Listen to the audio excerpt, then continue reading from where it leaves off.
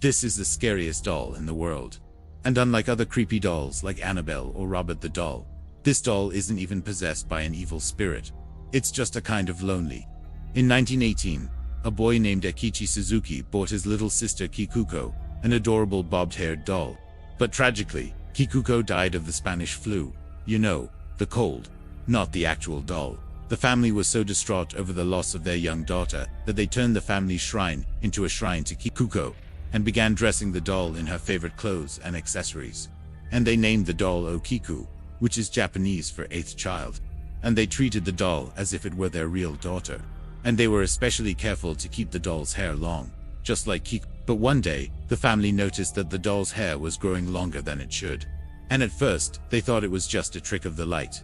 But as time went on, they realized that the hair was actually growing. And since no one in the family had any experience with a magical talking doll that grows the hair of its owner, they assumed that their dead daughter's spirit had somehow transferred into the doll.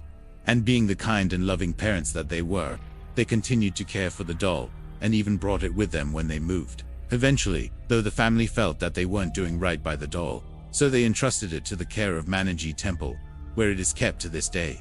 And although the priests have given the doll a couple of trims, it has continued to grow, growing past her knees. And it's not just the hair that's gotten longer. According to the priests, Okiku has also gotten a bit hairy. They claim that she started opening her mouth ever so slightly, and some visitors have even seen baby teeth sprouting from her gums. Now, I don't know about you, but that sounds pretty terrifying to me.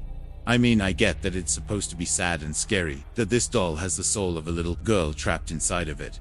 But at the same time, I can't help but feel a little bad for the doll. I mean, imagine being stuck inside a doll for eternity, only being able to communicate by growing your hair and sprouting teeth. That sounds like torture to me. Unfortunately, you can't really feel bad for the doll because it is, after all, a cursed object, and therefore not deemable.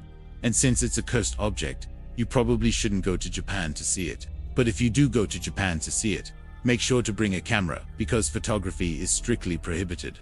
And you definitely won't want to take a selfie with the doll, because according to the legends, anyone who does gets possessed by Okiku's spirit, and the hair that grows from their head becomes the property of the doll.